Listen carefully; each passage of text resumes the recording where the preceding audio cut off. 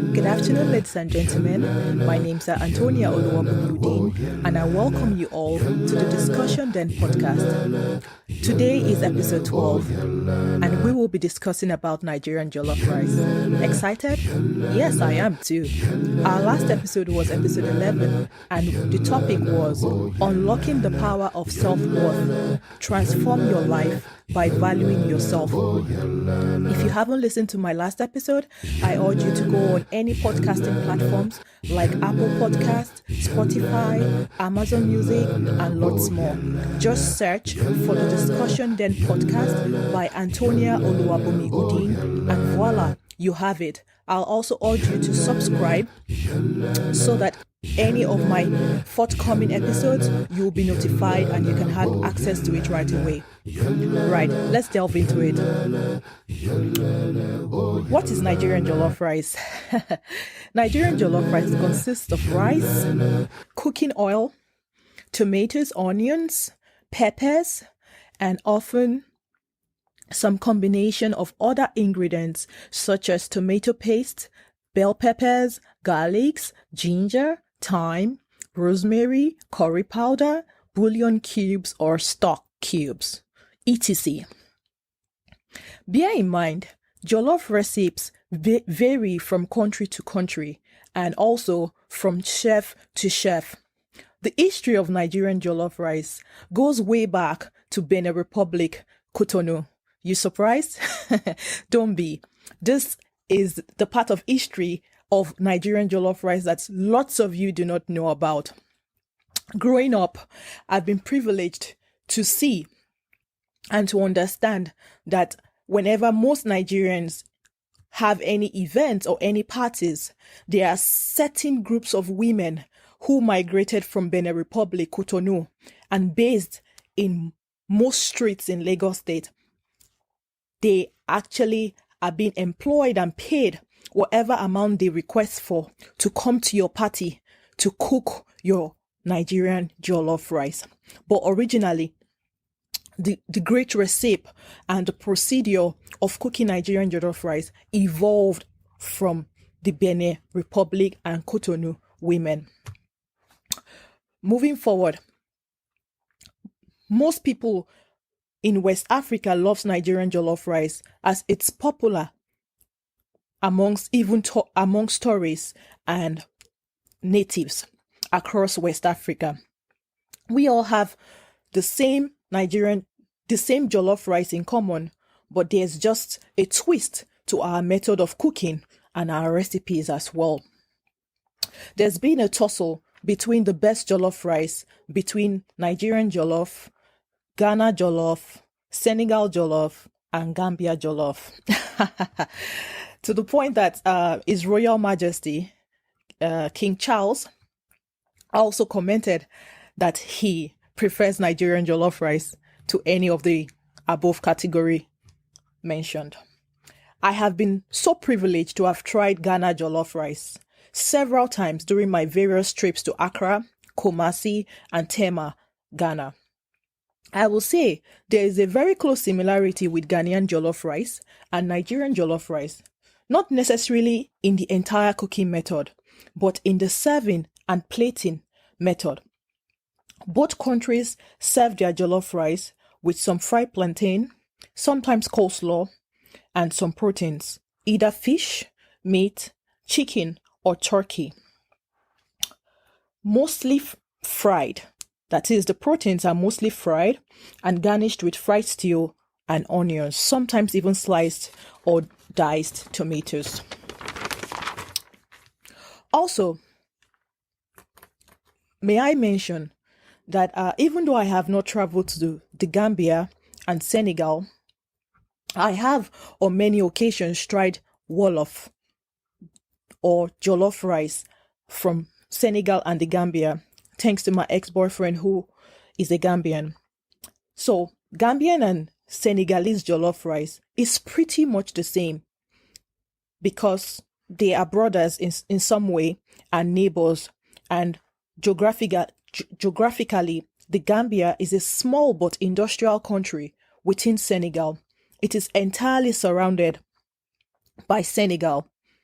Well, They claim to be the originators of jollof rice. Well, the dishes' origin are traced to Senegal, but their method of cooking the jollof rice and dishing it is entirely different from Nigeria, Ghana, and Kotonu jollof. The Gambians and the Senegalese throw in cabbage leaves, whole okras, all okra plants, all okras, whole carrots, some cucumbers, whole peppers, and other whole vegetables into the pot while cooking. And these big size vegetables are displayed on each plate being served to guests, and being served to guests and also being served among themselves. They do not serve their own jollof rice with fried plantains as we Nigerians, Ghanaians, Benin Republicans do with our own jollof rice. But the fun part of it is a plate of Senegalese or Gambian jollof can be served with very tasty, soft sheep or ram meat or goat meat. Yum.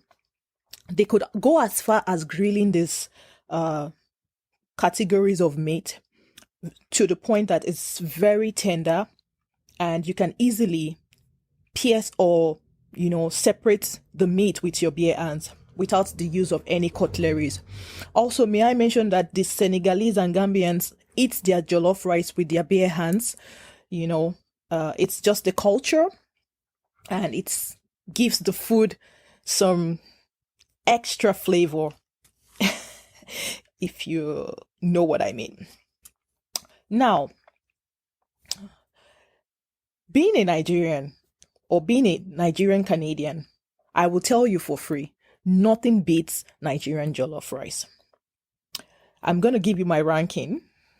Call it unbiased, but it's just the truth. I have tried all 4 jollof rice, and I have also tried jollof rice from Kotonu as well. On one of my trips to Benin Republic, I tried their jollof rice. It was tasty. So my rankings: Nigerian jollof comes first, Senegalese or Gambian jollof comes second, Ghana jollof comes third.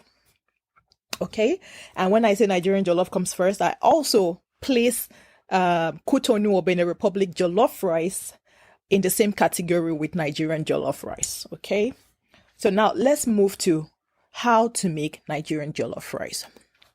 I'm going to be very precise. This is not a YouTube video, so it's a podcast, as we all know, so I would not go into details, but I would highlight to make it as simple as possible. You would need parboiled rice. Okay, you need parboiled rice. You would need atarodo, shombo, tatashe. These are 3 categories of peppers. Every Nigerian will know this, or anybody from Benin Republic will know this. But in the general parlance, you would need habanero pepper, you would need bell peppers, you would need tomatoes, you would need onions. Okay, you would blend this together, and that would give you your pepper sauce. Now, we would need a little bit of butter or margarine. We would need some canola oil. We would need salt, of course, to taste. We would need a stock. I prefer no seasoning, no stock. Okay. We would need some spices like thyme, curry, rosemary, and oregano. We would need what else? We would need our pots and stove, of course. Now, first things first. Before you blend your peppers, of course, you have to pluck out the stalk on each of the peppers, rinse very well, and put them in a tray and sprinkle some olive oil, sprinkle some salt, and toss it into your oven. Okay, give it about 5 minutes or 10 minutes, nothing more than that, and bring it out. Then transfer the roasted veggies into your blender. Blend it to puree. Blend it totally. Okay? Then place your pot on the stove, add a little bit of canola oil and a little bit of butter. Once it's melted, the butter is melted with the oil, add in your chopped onions, and then put a leaf of one bay leaf. Okay? If you do not know what bay leaf is, Google it. You would find bay leaf. Just one bay leaf for starters. And make sure that your stove is not on the highest level. Make sure your stove is on the medium heat. Okay? Now, after that, make sure you have your ladle. I prefer the ladle, the wooden ladle or the silicone ladle. Stir and then get your blended peppers. Oh, before I forget, before you put your blended peppers, you need your tomato paste. Any tomato paste is fine. Okay? Put in like maybe two spoonfuls of tomato paste in the already heated oil, and then stir, then add your blended peppers. Once you do that, stir again, cover it, get your salt, add a little bit of salt to taste, add your Knorr seasoning cube. And if you do not like Knorr seasoning cube, you can add whatever seasoning cube you like. You can add your adobe, you can add your Maggi, you can add your Old Spice seasoning cube, whatever works for you. Then cover for some more time and stir. And at this point, get your parboiled rice, rinse your rice, add some water, some cold water or regular tap water, not hot water. Rinse your rice and drain the water, and then transfer the washed rice into your pepper that is already on the stove. Once you add your rice, then you take your ladle and stir. Then grab your foil and cover and give it about, still on medium heat, give it about, a few minutes. Come back to it, put in your oregano, put in your parsley, put in your thyme, put in your curry and whatever spices you like. Stir a little bit and cover with the foil and give it about 15 minutes. Check the level. I also forgot, excuse me, don't forget to add the broth you get from your goat meat, or the broth you get from your chicken or whatever. Make sure you add, if you are a vegetarian and you don't eat meat, make sure you buy your organic stock, and add it to it. So stock is very important for cooking jollof rice. It's a must have. You cannot successfully make Nigerian jollof rice without adding stock or broth. So you have to add that. In the absence of broth, make sure you put enough water, but not too much. I would advise that you gradually introduce water, a little bit of water. Once you cover it, check it again, a little bit of water, so that, it doesn't get soggy. So once it's steamed, reduce from medium heat again slightly to low heat. Once you see that everything is infused nicely, put in another bay leaf and then put in a little bit of butter at this point and cover. If possible, you can slice some onions, add your sliced onions and a little bit of sliced tomatoes and cover it. And it steams nicely. And voila, you have your Nigerian jollof rice. It's ready.